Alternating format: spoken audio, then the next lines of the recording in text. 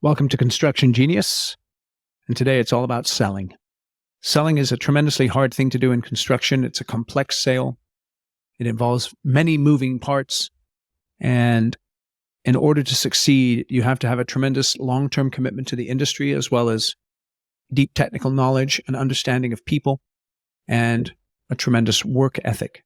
My guest today is Sean Ginsburg, and Sean is an expert in high-ticket sales and has a track record of helping businesses in terms of modern sales methods that are grounded in psychology and have generated millions in commissions and have transformed sales teams into high-performing units.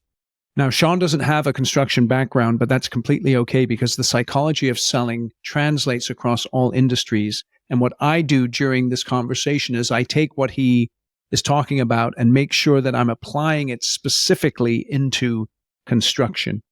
And right out of the gate, I want you to know that there's three key takeaways that you can glean from this conversation. Number one, you must train and practice your sales skills.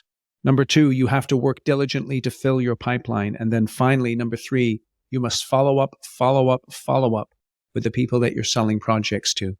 Take those three things in addition to a variety of other insights that Sean shares, use and apply them in your business, and it will transform your selling. So let's dive in right now to my conversation with Sean. This is Eric Anderton, and you're listening to Construction Genius, a leadership masterclass. Thomas Edison said that genius is 1% inspiration and 99% perspiration. If you're a construction leader, you know all about the perspiration, and this show is all about the 1% inspiration that you can add to your hard work to help you to improve your leadership.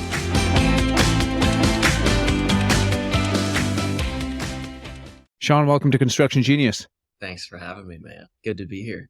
My pleasure. Let me ask you this right out of the gate. What sets apart the A salespeople from either the guys who are just kind of getting by or the folks that you just want to get rid of? What sets them apart? Practice, training, rehearsing, role-playing. The people that show up, that are committed, take full responsibility for everything and anything that's happening in their life. Good, bad, their fault, not their fault. How do you figure out if someone's willing to take responsibility? You know, as you're going through the hiring process, how do you figure that out? Great question. You align your own personal, professional, and financial goals with the salesperson or the employee's personal, professional, financial goals, and you ask them hard questions coming into the deal. Can you give me an example of some of those hard questions that might ferret out whether someone is willing to take responsibility? What do you know about us? Why us? Why now? Why not 6 months ago? Why not 6 months from now? Tell me a time when you helped a client do ABC. Right. Can you share with me a time that you solved this specific problem? Whatever they're getting hired for, right? And then also during that interview, have a working interview. If I'm hiring a salesperson, they're getting a phone, they're getting a list of 30 to 50 leads, and I tell them to call the list 3 times. And I want to see whether or not they can, Yeah, it's interesting. I remember many years ago, I was getting hired for a sales position, and they used a script in their sales presentation. And so they had me memorize a 30-minute script prior to hiring me. Savages, man. Wow. Interesting. Yeah. It's so interesting because memorizing that 30-minute script helped me to sell millions of dollars worth of the service that we were selling. But it's interesting how that began at in the hiring process itself. Well, I think also a lot of people get it twisted backwards because they're they're hiring for skill, and they hire for skill and they hire the wrong person because that's, they're hiring a bad apple that spoils the whole bunch. So always hire for attitude and train for skill. Yeah. Somebody with a great attitude, you can formulate them into anything you want. What advice do you have to salespeople to help them with the ultimately the rejection that comes? So again, in construction sales, many times you're going for large projects, but you're building relationships over many years, and maybe you have a list of, let's say, 10 clients that you want to go after, but maybe 1 or 2 of them just don't want to talk to you for whatever reason, and many times salespeople can get discouraged and stop persisting in trying to build a relationship. So how do you advise salespeople to overcome that rejection? It's just like a sport. Whatever sports I do a lot of jiu-jitsu. I train 5-6 days a week. White belt to black belt. You're going up against a black belt and you're a white belt. Guess what? You're going to get choked out. The people that you're trying to help sell to, they're black belts and learning, or they're sharing with you how to say no. You need to get them to say yes. So you got to train, you got to practice, you got to role play. You got to know your craft so well that you should expect them to tell you no until you provide so much freaking value that they are like, dude, I got to go with this guy because they're the best option. Right? So it's constantly learning what it's going, like you got to get punched in the face 1,000 times to understand how to not get punched in the face and block it and dodge it. That's interesting. So tell me a little bit about why you got into jiu-jitsu, and then what are you learning about selling? You've touched on it, but what are you learning about selling from the practice of jiu-jitsu? Well, I wrestled for 13 years as growing up. So when I transitioned into jiu-jitsu, I thought I was going to walk in and tear these guys up. Man, I was wrong. Totally a different ballgame. The submitting, getting control before you submit somebody was huge for me. Like, don't just go for the submission. Don't just go for the close, right? You have to control that conversation, control that appointment, right? And then you ask for this close. Then you submit them, right? So when you're transitioning between these roles and you're flowing and you're in the state flowing, right? And you're finding these submission, it's the same thing in a sale.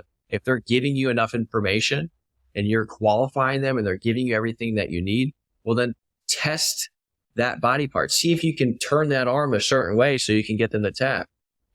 Trial quote. Hey, have you heard enough to make a decision? What do you like most about what I talked about so far? Right? So it all aligns perfectly.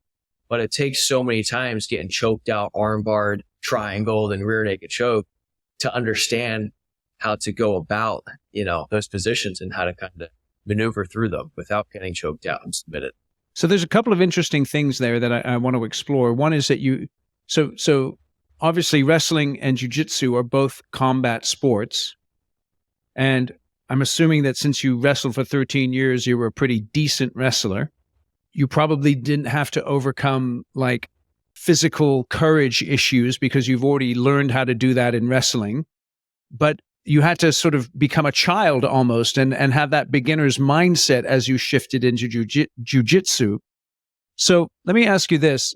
What did your coaches or your mentors in jiu-jitsu sort of begin to talk to you about, particularly if they knew that you came from wrestling? And so it wasn't just if it was me, right? I've never wrestled. I've never done any combat sports. So there'd be a big difference, me walking in off the street and you. So explain that a little bit. Yeah. Wrestling, it's more like I explain it like checkers. It's so fast. It's the best workout in the world. You're tired, man. And jiu-jitsu is much more laid back. It's much more strategic. It's much more like chess, literally human chess. If you move the wrong way, you're going to break your leg. You're going to break your knee. You're going to break your arm. So some of the things I picked up, it's just the same thing in sales. If you're not asking high quality questions, you're not going to get the deal. You're not going to get them to take you serious. You don't roll specifically in a way where you're tight. You're constantly moving in a certain way. People will be able to use those openings for otherwise a way to get through to you, right? Meaning they're going to pass your guard. They're going to be able to choke you out. They're going to be able to submit you, right? So I think it's a lot of the discipline too. Showing up every day. Wrestling was hard, man. Losing weight. I'd lose 20, 25 pounds in 3 or 4 days for tournaments. That's not easy. No. So showing up for practice while having to do that, going to the steam room, sauna, running with trash bags on. It's a practice. It's a discipline. Same thing with Now it's jiu-jitsu. interesting though. Let me just ask you this. So it's funny. You describe wrestling as checkers, jiu-jitsu as chess.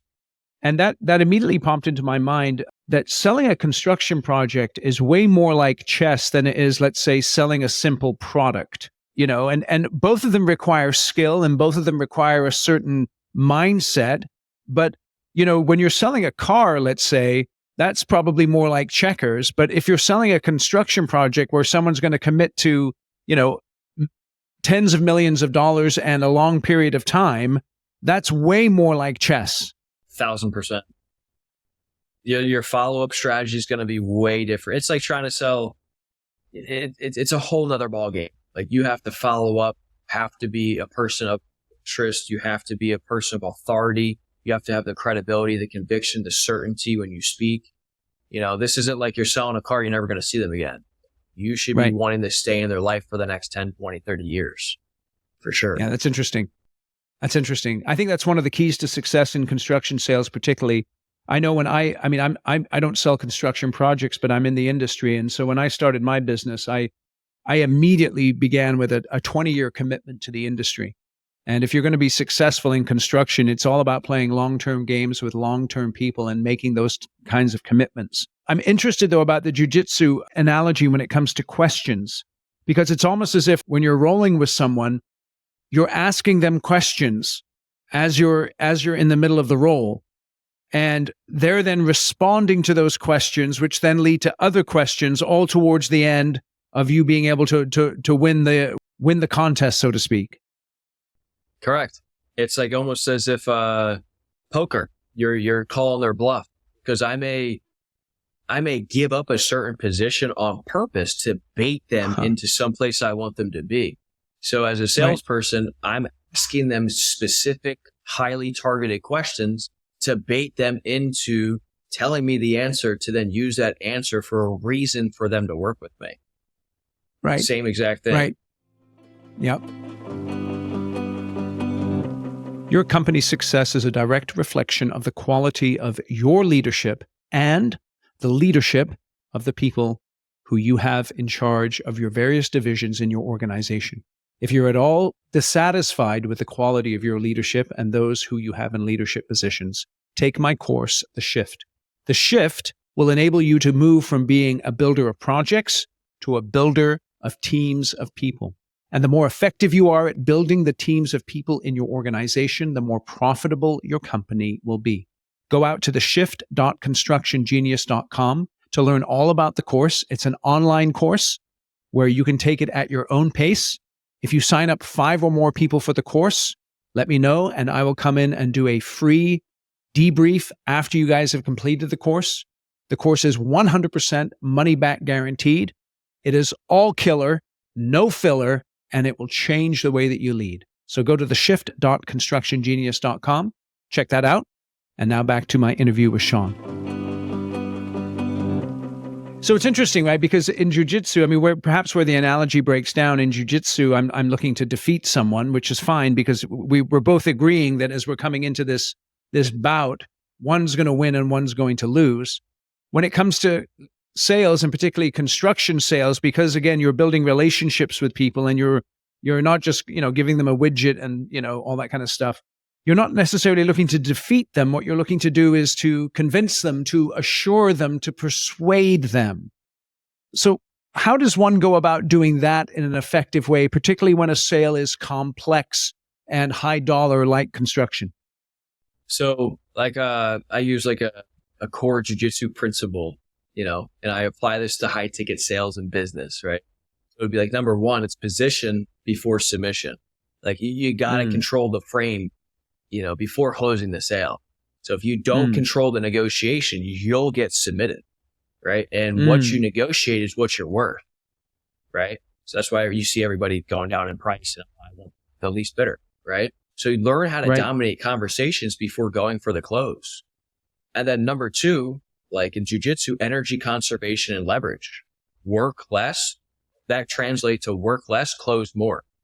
So leverage high-level psychology and automation so deals tap out with minimal effort. Really have to do much because you've already established your credibility, your authority, the reward, the certainty, conviction, and confidence that you have, right? And then you're building a sales system that works like a tight triangle choke, right? Once they're in, they're done, man. They're like, to go with this person. And then number three, you're going to flow with resistance, right? So in jiu-jitsu, I'm constantly flowing. But once I flow and I find myself in a bad spot, I'm now resisting, right? So I turn those objections into buying triggers, right? So use soft power to roll with objections and turn resistance into revenue, right? So transform those hardest objections into submissions, aka closed deals.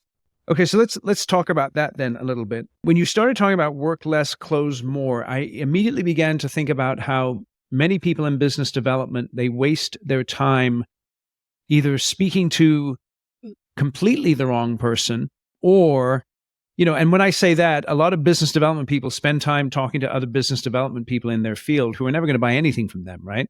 Or they're talking to the right company, but they're talking to the wrong person within that company. And so I know many salespeople, they make these tremendous presentations and they go for a close or they go for the next step. And the person says, well, I need to talk to so-and-so before I can even, make that decision. They've been talking to the wrong person. So can you give me some practical ways that a salesperson can conserve their energy, so to speak, and work less, but have more impact? Well, number one, you need to have full commitment on building an abundant pipeline. You have to have so many people in your pipeline that you're not scared to lose a deal. So no one thing blows a deal is what I picked up along my journey. Meaning you can say anything to these people. Nothing will blow the deal. And if it blows the deal, it was never a deal in the first place. They're not willing to answer your hard quality fact-finding questions to make sure that this is the best use of their time and yours. Then your pipeline's not full enough, right? So fill your pipeline and then make sure you're talking to the right people because there's 7 requirements to closing the sale. These 7 requirements, if any of the ones are out, you're not going to close the sale. So number one, you'd have to have the decision makers, other than yourself, who would be in charge of making a decision or who else would need to see this to make a decision, right? Number 2, the wherewithal, they gotta qualify, man. They gotta have the money. They gotta have the wherewithal. Number 3, they have to be sold on the product, sold on you. Right? Yes. Confidence in them. They need a written offer and they have to have the urgency to buy or urgency to move forward with your service or product. So your prospecting and any one of those are out, it's going to be really hard for you to forecast how many deals you need to get in order to hit your targets. So let me make sure I've got those 7. You got to have the decision makers. You got to have the money. They've got to be sold on the product. There has to be a written offer. That's number 4. What's 5 and 6? So number 3 is sold on the product. Number 4 is they need to be sold on you, the salesperson. Okay, got it. Okay. Number 5 is the confidence in the product. And then number 6 would be the written offer. And then 7 is the urgency to buy. Okay. And the only reason they wouldn't be sold on you is because you're not sold on your product. You're not sold on your company. You're not sold on why you do what you do. So you have to go recommit to your product or you need to leave because it's not the right thing for you to sell in the first place. That's why you probably won't get any close.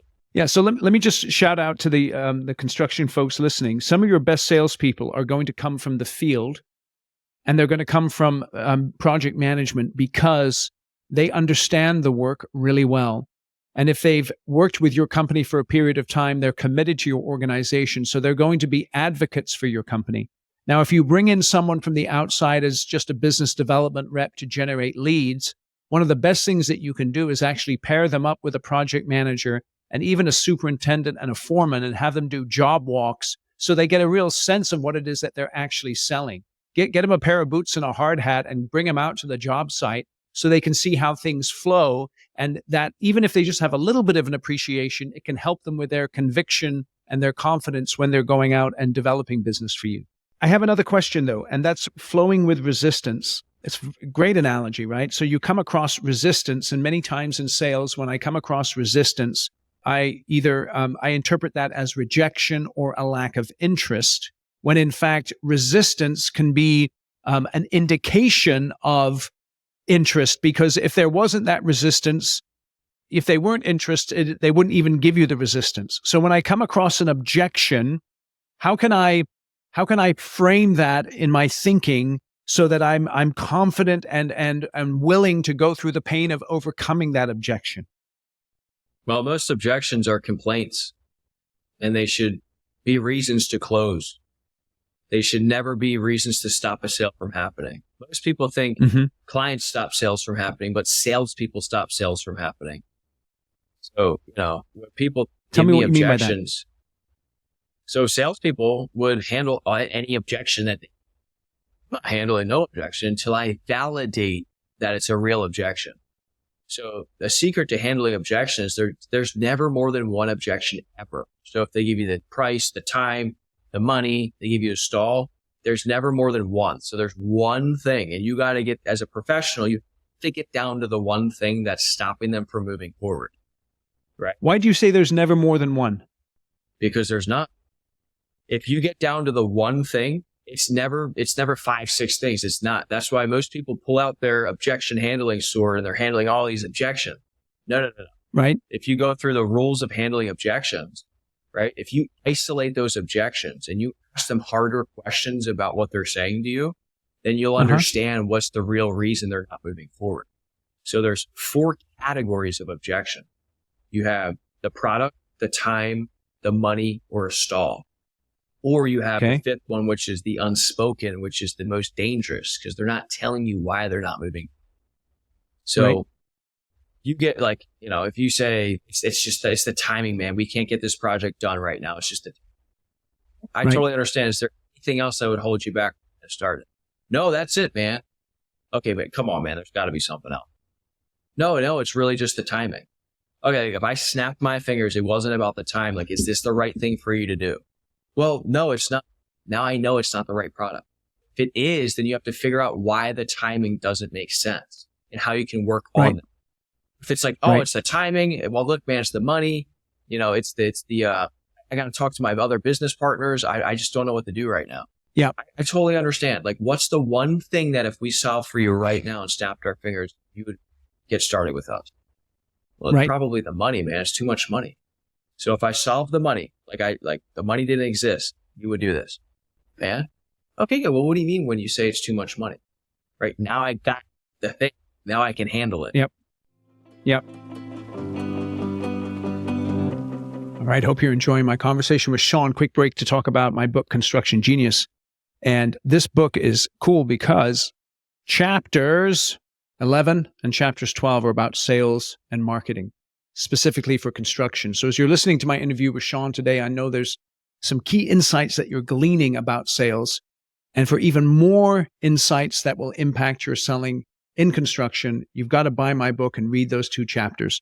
In addition, you're going to get leadership strategy advice that will transform the way you lead your company. And finally, I'm so confident that you will enjoy this book, that if you buy it and you don't like it, send me an email, eric@constructiongenius.com, and I will refund your money 100%. No. I'm going to do it. I'm going to do it 200%.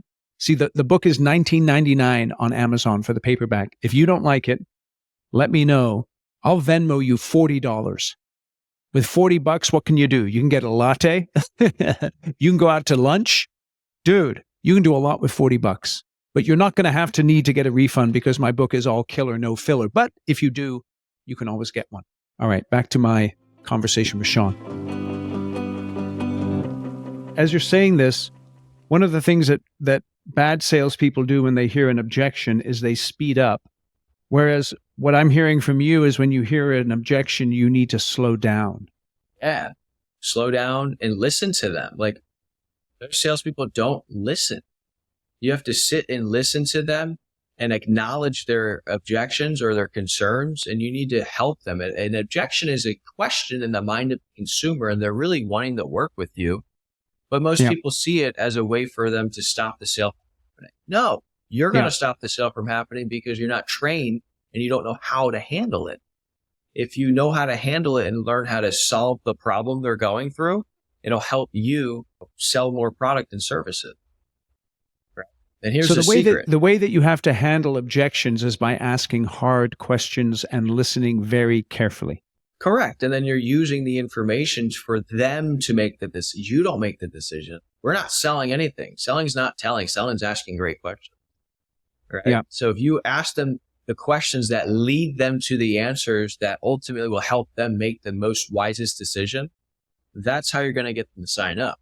but then it's also asking for the sale confidently with the conviction and certainty that comes from you, that energy exchange, right? So if you know it's the right thing for them to do and they're like, yeah, you know what? No, you have to ask. Most salespeople don't ask for the sale. Right. And I want to cover something on objections real quick. There's, most objections that the salesperson gets is the same objections that they give. So how you buy from others is how others will buy from you. The objections you get are the objections you probably have someplace in your life. You have some type of commitment or agreement with them. So, you don't handle them internally. You're always going to get those objections. So if you go out and you spend money at a restaurant, it's $250 the bill, and you're like, that's a lot of money. Promise you, you're going to get people out there in the field that say it's too much money. Yeah. No, I'm just thinking about the psychology of money, right? Is because again, in construction, you're selling high ticket items. And there's something about you being able to be comfortable yourself with buying high ticket items if you're going to sell high ticket items. Correct. That's a powerful insight right there. You can't ask somebody to do something that you're unwilling to do because you don't believe it. If you don't believe it, you're not going to be able to confidently, with the certainty and the conviction, sell that person because it's the right option for them because you don't believe it. And they're going to pick up on that. So this is the thing. Let me make a point here and to the audience. When you're putting together a pitch for a project, and let's say you have an engineer in there who's very technically savvy, or you bring in someone from the field, like one of your supers or your foreman, I promise you that when you start talking about the money, if you get to that point in the presentation, they're going to be overwhelmed by that because they can't even fathom the dollar amount. And so that's why it's really important for you in the stages of the sales cycle where money is going to be discussed, that people are in the room who can actually handle a money discussion. They're not going to be blown away by the numbers. They're going to be comfortable with the amount of dollars that need to be spent. Because if you leave people in the room who aren't comfortable with big ticket items, then you're going to have a tough time selling those big ticket items to your clients. And to piggyback on that, personally, I like to bring up the price up front. And then I like to show the value. Listen, here's the price. I want to get the price out of the front so I can show you the value.